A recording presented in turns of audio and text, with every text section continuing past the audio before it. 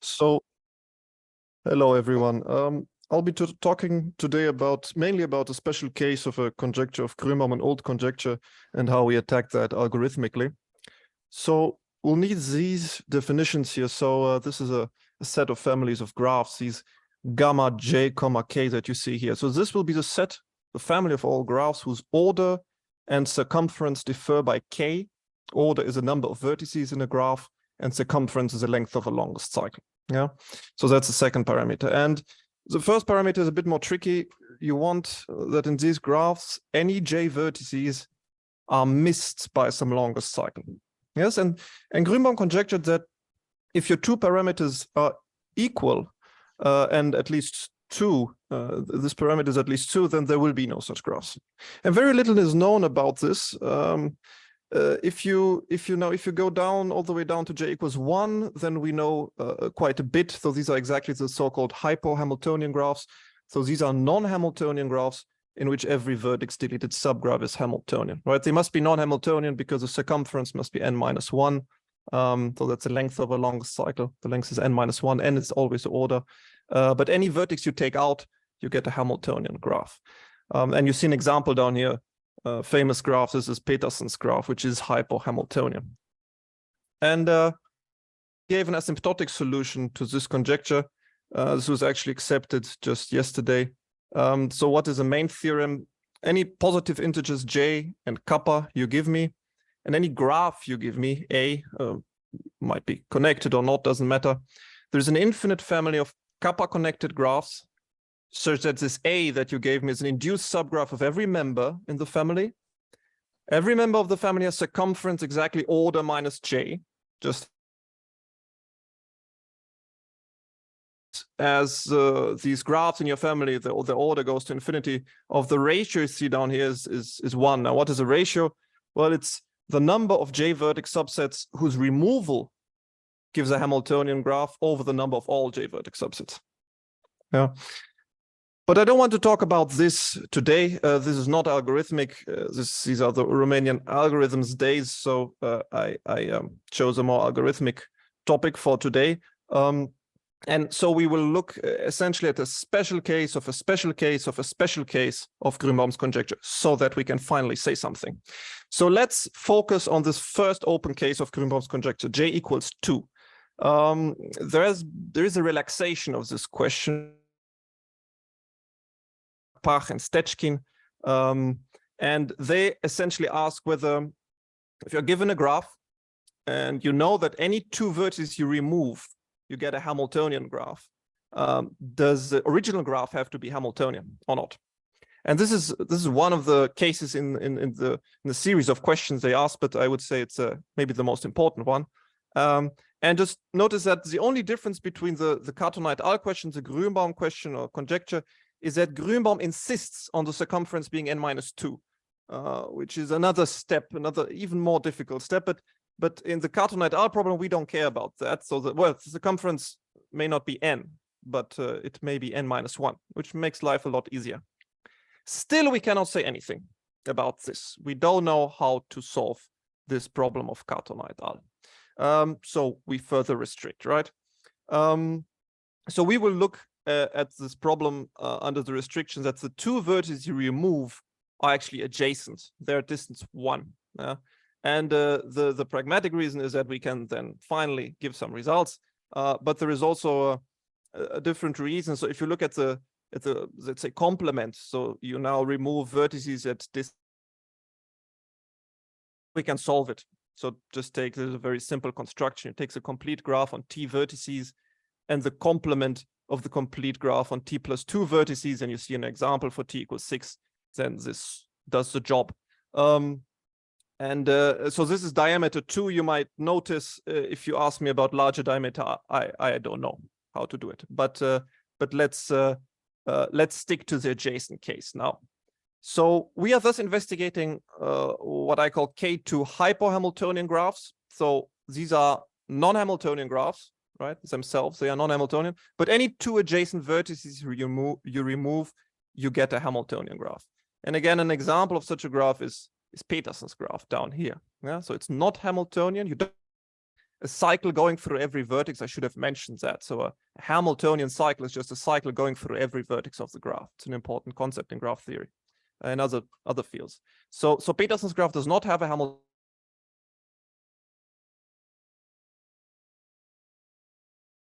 And in fact, here you just need to show it for one K2 because the symmetry group of the Peterson graph is huge, right? So in the hyperhamiltonian case, that's gamma 1, it was of great interest to determine for which orders there are hyperhamiltonian graphs and for which orders they are not. And there was a series of papers on this, and then the characterization was completed by Aldred, McKay, and Wormald in '97.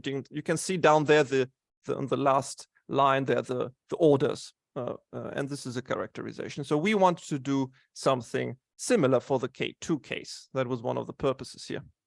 And in a first paper, this is joint work with Rutgeber, Renders, and Wiener. This was a fairly naive approach. We just generated these graphs and then we filtered, and we were fairly successful. We were able to find such graphs on the orders. You see the 10, 13, 15, 16 from 18 onwards, and non-existence up to order 9. So Peterson's graph is the smallest one, and non-existence for orders 11 and 12. You'll notice also that there is an infinite family, of course. So we used some structural work also to provide these infinite families that cover all of the orders. But it remained unknown whether these graphs exist, these K2 hyperhamiltonian graphs for order 14 and 17. And then there are some more questions about this. So some questions related to girth. The girth of a graph is the length of a shortest cycle. Then about bipartite such graphs, and then also planar such graphs. I'll see how much I can say about the planar case.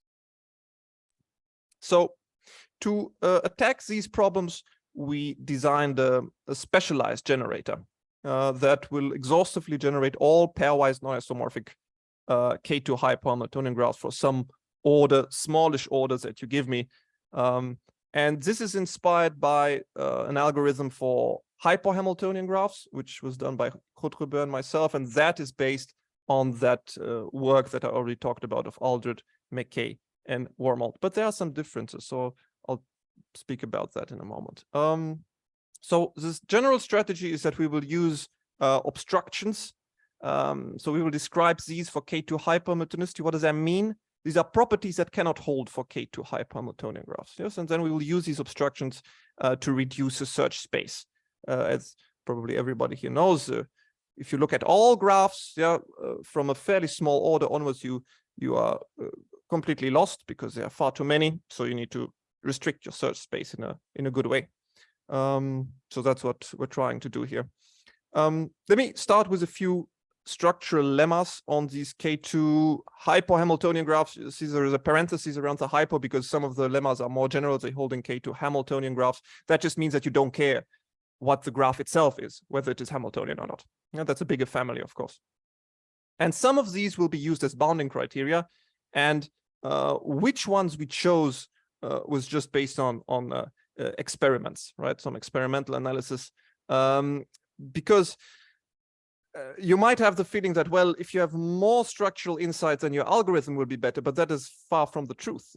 Sometimes structurally and mathematically very sophisticated and nice insights are very expensive to test, and they are actually more expensive to test than what you gain in search space reduction, right? So you need to be careful about this trade-off. A few definitions. So everybody knows what a partition is. I'll call it non-trivial if both of the sets here, W and X, that makes a partition are normal empty. And if you take a possibly disconnected graph G, then P of G will just be the minimum number of pairwise disjoint paths that you need to cover all of V of G, all the vertices of G, right? This is a common parameter in the context of such problems, right? This P of G. V1 of G shall be just the leaves in G, and I of G is a set of all isolated K1s and K2s. That's two vertices connected by an edge. Okay. And then Aldred, McKay, and Wormald, they made use of this function that you see here, K of G. It's It's not difficult to understand. So if G is empty, it's just 0. If G is not empty, but you don't have any isolated K1s or K2 flying around, then that's just essentially just half the number of leaves. And then probably also a little bit of intuition kicks in what we want to do with this K. And then in all other cases, you just count the number of isolated K1s and K2s and add to that K evaluated in G minus all the isolated K1s and K2s. Okay, so then the first lemma, if you think about it for a moment, you realize this K of G is just smaller than or equal to P of G, which is an important parameter, right? The K of G is looks somewhat artificial, but then if you see the link to P of G, it makes sense. This is very easy to prove, this lemma. And our first lemma states the following. So if you have now a K2 Hamiltonian graph, so you don't care about whether the graph itself is Hamiltonian or not, but you do know that any two adjacent vertices you remove, you get a Hamiltonian graph, right? Wx, a non-trivial partition, and the graph induced by X shall contain adjacent vertices and shall have at least 3 vertices. Then you can actually bound this P function of the graph induced by W. So that's the other set in the partition, the graph induced by W. This will be strictly less than the cardinality of X minus 1. And there's a second inequality on the right-hand side there, and that immediately follows from lemma 1, right? Lemma 1 down here immediately gives you the second inequality. So now how do we get from such a structural lemma one of our obstructions? Take a graph G, non-trivial partition Wx. X has at least 3 vertices, contains a pair of adjacent vertices. Okay, same story. And then you say that P of this graph induced by W shall be at least cardinality of X minus 1. Right? Then we call this partition W, X a type A obstruction. Okay, and that's the spiel. That's the thing we are doing. We're proving these structural lemmas. From these, we're getting our obstructions. That's what we use in the algorithm. The K function gives in exactly the same way a type B obstruction. But although it was very useful to Aldred, McKay, and Wormold, in our experiments, it proved that these type B obstructions only rarely were not type A obstructions. And the algorithm was faster if we didn't check them. So we omitted them entirely, of course. Yeah. Again, I'm not giving here, this is not a theorem which might hold asymptotically. So we're just talking about the orders that we are interested in, which are fairly small, right? Because for larger orders, the number of graphs becomes completely unmanageable. Third lemma will be about the case when W is an independent set. So again, K2 Hamiltonian graph given a non-trivial partition of the vertices of that graph, and W shall be an independent set. Then suppose that this graph induced by X contains adjacent vertices V and W, that then we denote by N1, the number of vertices of X minus V minus W. So remove V and W from the set X. Then you look at the number of vertices joined to one vertex of W. That'll be N1. And the N2 will be just the vertices in X minus V minus W joined to more than one vertex of W. Then you have this inequality here, 2N2 plus N1 will be at least twice the cardinality of W. In the same way as before, you build the obstruction from this structural lemma, right? You have here the inequality, 2N2 plus N1 is strictly less than twice the cardinality of W for some adjacent V comma W. And we have to put that also into the obstruction, right? So this will be W comma X comma and that pair of adjacent vertices. That will be a type C obstruction.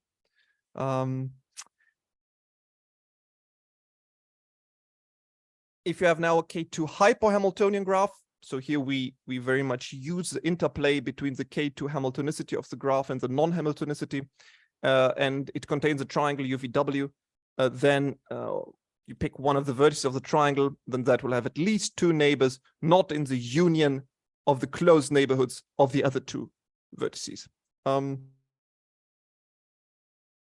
Build your obstruction by saying that you have a graph, U a vertex of G lying on this triangle, such that U has at most 1 neighbor, right? In the lemma, it says at least 2. Here, it's at most 1, right? In that union of the closed neighborhoods.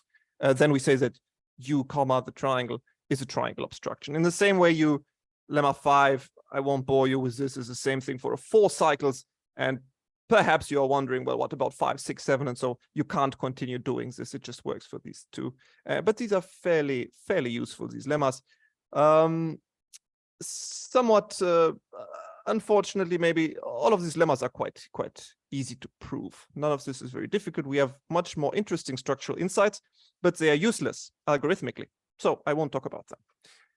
What is the generation algorithm now? You initialize by taking an n-2 cycle. N is just the order of the graph, the number of vertices, n-2 cycle, and a disjoint copy of K2.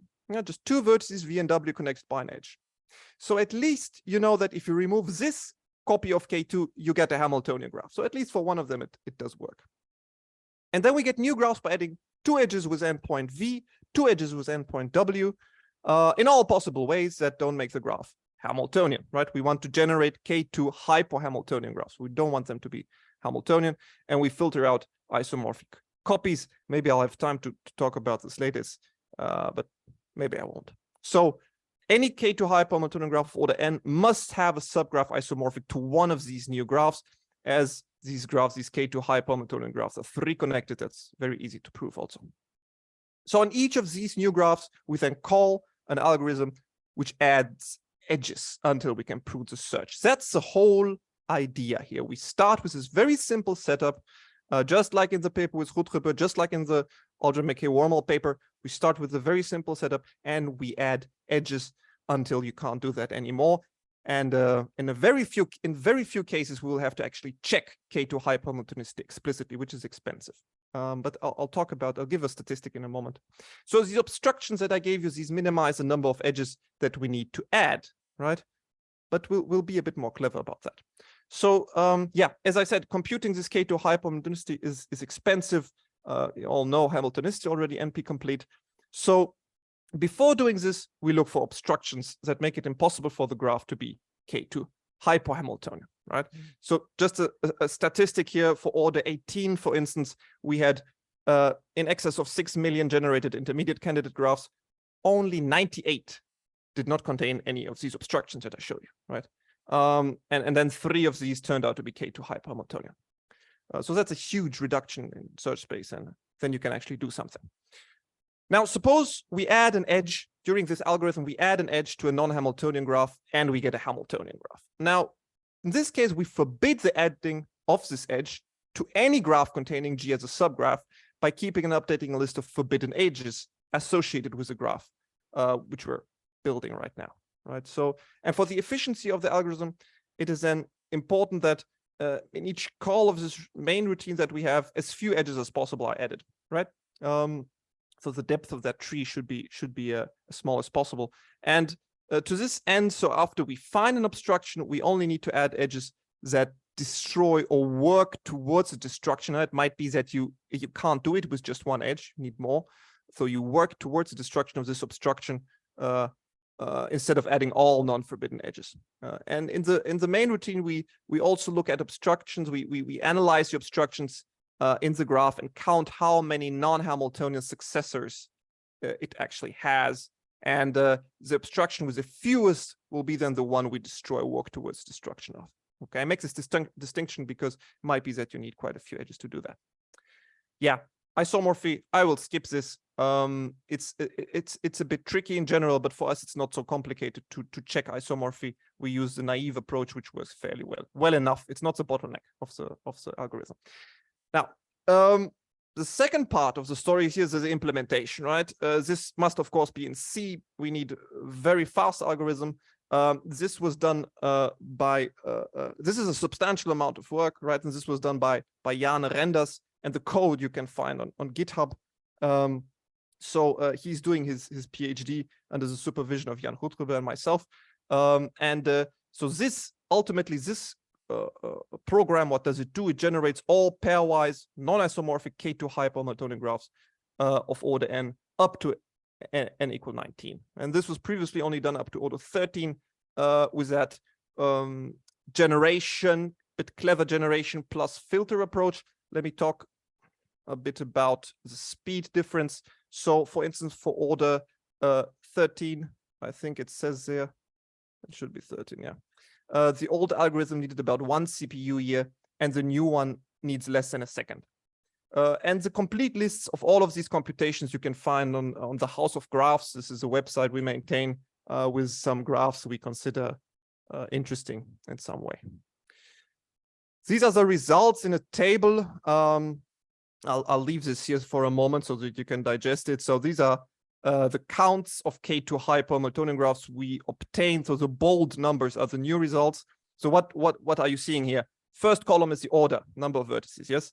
And then you see up there in the first row, G bigger than something. That's a restriction on the girth. This is very typical to do. That's the length of a shortest cycle in the graph. That's very typical to do because if you restrict the girth, you can go further with the order, obviously. And sometimes you find some interesting stuff. For instance, if you look at the column with girth at least 6, we found a new graph on 25 vertices. And there is a kind of a magical bound there with girth 7. Girth 7 is a Coxeter graph that's hyperhamiltonian, so it's gamma 1,1, and we don't know of anything with larger girth. So really, the larger your girth, the more difficult even this problem becomes. But we did find here a K2 hyperhamiltonian graph on girth 6, which was quite nice, at least for us. So these are the new results in bold. We got quite a bit further here than the previous results, and we can combine this with the previous stuff. And so this is one of the theorems we could prove. This is a characterization, right, of the orders of these K2 hyperhamiltonian graphs. They exist exactly for these orders that you see down here. This is so an analog of the Aldred-McKay-Wormald theorem. Maybe I can just 2 more slides and I'll close. So the strategy we use, so this very simple setup with a K2 and an n-2 cycle, and then just adding edges with the abstractions, etc. But the main idea is just to add edges.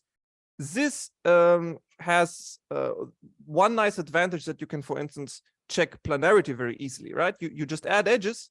Okay, it's planar, it's planar. At some point, maybe it becomes non-planar. Well, then it will stay non-planar. There's no way you can continue adding edges and all of a sudden it becomes planar again, right? So that's trivial. And we could increase, due to this fact, we could increase the lower bound for the order of the smallest planar K2 hyperhamiltonian graph from 18 to 24, right? But do such graphs exist? Well, they do exist. We showed this with Hutrebe, Renders, and Wiener. This is the smallest one we know of, 48. So you see there is still a big gap there between the lower and the upper bound, and it does have a nice structure. Many of them have trivial automorphism group, but this one doesn't. And you can then investigate the structure of these cells as these 3 parts that you see here, and actually build an infinite family from these. This is related to another problem of Grünbaum. That was my talk. Thank you very much. Thank you.